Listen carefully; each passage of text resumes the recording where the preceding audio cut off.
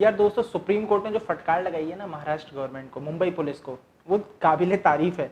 मतलब मुंबई पुलिस को कहा गया है, सुप्रीम कोर्ट ने कहा है मुंबई पुलिस को कि आप अभी तक कर क्या रहे थे, आपने कोई इन्वेस्टिगेशन तो की नहीं है, आपने सिर्फ सवाल जवाब किए हैं। आपने 56 लोगों के साथ सिर्फ सवाल जवाब किए, अभी तक आपने कोई इन्वेस्टिगेशन की नहीं है। तो अब सीबीआई इन्वेस्टिगेशन करेगी, आप उनको सब सौंप दे।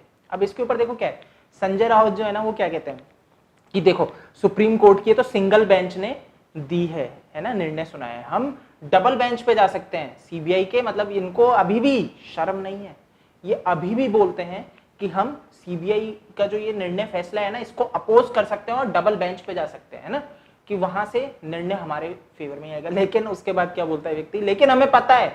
अब देखो ये क्या बोलना चाह रहे हैं, बोलना चाह रहे हैं केंद्र जो बीजेपी गवर्नमेंट है, नरेंद्र मोदी है, इन्होंने डिसाइड कर लिया है। मतलब इनका ये कहना है कि इन्होंने डिसाइड कर रखा है, अब हम डबल बेंच पे जाए तब भी सीबीआई को ही जाना है, यानी कि सुप्रीम कोर्ट भी यहाँ पे पारदर्शी नहीं है। इनका तो मतलब शर्म नहीं आती संजय राउत जैसे लोगों को ये बोलते हुए कि अब जो सुप्रीम कोर्ट है ना वो ट्रांसपेरेंट नहीं है, एक तरह से वो निर्णय गलत सुनाती है सिंगल बेंच ने जो सुनाया, और डबल बेंच भी गलत निर्णय सुनाएगी, क्योंकि इनको पता है, इनको क्लियर हो चुका है कि किस तरह से काम हो रहा है, गलत तरह से काम हो रहा है, इनके फेवर में नहीं बोला जा रहा। और मुंबई पुलिस सही इन्वेस्टिगेशन करी थी। अब लेकिन एक चीज और बोली जाती है, अनिल देशमुख है ना, ये क्या बोलते हैं, ये बोलते हैं भैया कि हम एक तो देखो अब करना ही पड़ेगा, सुप्रीम कोर्ट का निर्णय तो उसको तो अपोज कर नहीं सकते, तो बोलते हैं हम बिल्कुल कोऑपरेट करेंगे उनके साथ, और हम पैरेलल इन्वेस्टिगेशन के ऊपर भी विचार करेंगे कि मुंबई पुलिस अपनी कार्यवाही भी साथ के साथ करती रहे। तो अब आप थोड़ा सा समझ सकते हैं कि इन लोगों को समझ में नहीं आ रहा कि क्योंकि बहुत ज्यादा थू-थू हो चुकी है मुंबई पुलिस, महाराष्ट्र गवर्नमेंट की बहुत बुरी थू-थू हुई है।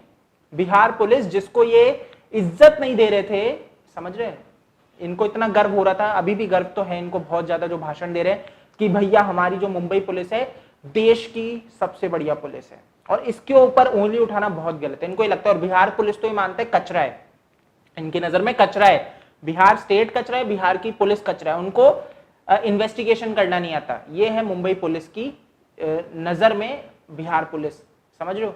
तो अब आप समझ सकते हैं कि इस तरह से पूरी चीजें हैं। और अब इनकी जब ये थू थू हुई है इतनी बुरी तरह सुप्रीम कोर्ट की तरफ से, तो इनके समझ में नहीं आ रहा कि आखिर बोले क्या और अपने तक क्या रखें। तो अब सब निकल रहा है, अपनी कड़वाहट निकाल रहे हैं अंदर से, और अंत में ये भी करना पड़ रहा है कि भैया माननीय सुप्रीम कोर्ट की तरफ से ये आदेश आया तो उसको तो पालन करना ही पड़ेगा। तो इनके लिए बहुत ज्यादा दुविधा वाली चीज हो गई है, आप समझ रहे हैं, बहुत दुविधा वाली चीज हो गई है। अब सीबीआई यही है। अब देखो के सिंह जो है, सुशांत सिंह राजपूत के पिताजी, वो मुंबई के लिए निकल चुके हैं, ठीक है, क्योंकि मुंबई में इन्वेस्टिगेशन होनी है, सीबीआई वहां करेगी, उनके पिताजी आएंगे, सीबीआई उनसे पूछताछ करेगी, है ना, सारी चीजों की वो सारी रूपरेखा वापस से देखी जाएगी कि क्या रहा है, कैसे क्या रहा है। सीबीआई शुरू से सारी इन्वेस्टिगेशन करेगी, मुंबई पुलिस ने अब तक क्या इन्वेस्टिगेशन की है वो देखेगी, समझ रहे हैं, बहुत अच्छी चीज है। इसमें एक होप ये भी है, दिशा सल्यान का जो केस है सीबीआई उसको भी देख सकती है मेरे को हंसी इसलिए आई, मेरे को एकदम से वो बीएमसी की बात याद आ गई कि भाई 7 दिन से कम, मतलब क्या बोलना चाह रहे हैं, 7 दिन से कम में अगर इन्वेस्टिगेशन करके सीबीआई निकल जाती है तो हम उनको क्वारंटाइन नहीं करेंगे, 7 दिन से ऊपर उनके रहने का विचार है तो हम उनको क्वारंटाइन कर सकते हैं।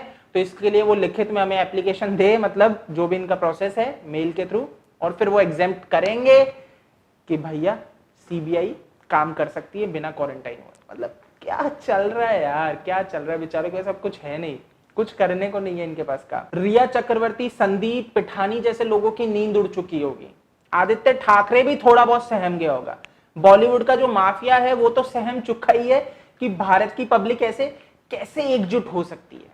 इनको लग रहा था भैया हम है करता धरता, हम हैं, हमारे पीछे पब्लिक पागल है, हमारी फैन फॉलोइंग है, हम नहीं बोलेंगे तो पब्लिक भी चुप रहेगी। इनको ये था, इनको ये नहीं था, सलमान को ये घमंड था कि भाई मेरे फैंस है। अब इनको, अब ये जो इसका ये जो प्रोमो आ रहा है ना बिग बॉस का, जिसमें ये बहुत बोल रहे हैं कि अब बदलेगा, समय बदलेगा, बिल्कुल समय बदलेगा। आज तक तो बिग बॉस टीआरपी लेके गया, अब टीआरपी नहीं लेके जाएगा, बिग बॉस की टीआरपी गिरेगी। ये जो बिग बॉस 14 आ रहा है ना, सलमान खान को इतना घमंड है जिसके ऊपर कि मैं टीआरपी देता हूं, ये अब नहीं रहेगा। कलर्स चैनल बॉयकॉट होएगा, कलर्स चैनल जो सलमान खान को लेके बिग बॉस को आज तक कर रहा है, अब ये आगे नहीं होगा, बॉयकॉट होगा। और इनको पता लगेगा जब ये गिरेंगे। मेरे को खुशी होगी जब बिग बॉस की टीआरपी सबसे घटिया जाएगी और ये बनाएगा भारत। दोस्तों मैं उम्मीद करता हूं आपको चीजें समझ में आई होंगी कि आखिर क्या चल रहा है। संजय राउत जैसे लोग जिन्होंने आज तक मेरे को लगता नहीं है कानून के बारे में कुछ जानते भी हैं और सिर्फ गुंडागर्दी के दम पे वहां पे महाराष्ट्र में अपना दबदबा कायम कर रखा है। समझ रहे हैं आप? ये स्थिति है शिवसेना की वहां पे, ये स्थिति है उनकी। ये सिर्फ वहां के गुंडे हैं जो समझते हैं कि भैया हम ही सर्वोपरि हैं, इससे सब नीचे हैं, पूरा देश नीचे है, देश की जनता तो इनके लिए तुच्छ है। समझ रहे हैं? ये इनका वहां पे गुंडा राज चलता है। आदित्य ठाकरे इनके सुपुत्र हैं, आप समझ रहे हैं? उद्धव ठाकरे का सुपुत्र है ना, तो इन गुंडे राज की देन है। तो ऐसे लोगों से तो क्या इंसाफ की अपन वो उम्मीद कर सकते हैं। तो भैया अब सीबीआई गई है, अब ये लोग लिप्त निकलेंगे। अगर आदित्य ठाकरे इसका सुपुत्र जो है ये अगर लिप्त निकलता है तो आप समझिए कि भैया ये देश की सबसे बड़ी जीत होगी, इसको सजा मिलती है। तो बाकी देखते हैं क्या रहता है। अब सीबीआई गई है और उम्मीद बनी है कि इंसाफ मिलेगा। तो गाइस इस वीडियो में इतना ही है। मैं उम्मीद करता हूं आपको वीडियो पसंद आया होगा। पसंद आए तो इसको लाइक करो, शेयर करो अपने दोस्तों के साथ। दिल से दिल तक चैनल को सब्सक्राइब जरूर से कर लेना और बेल आइकन भी प्रेस कर देना। आप मेरे को फेसबुक, ट्विटर, इंस्टा पे फॉलो कर सकते हैं। OASKD मेरा यूजर नेम है।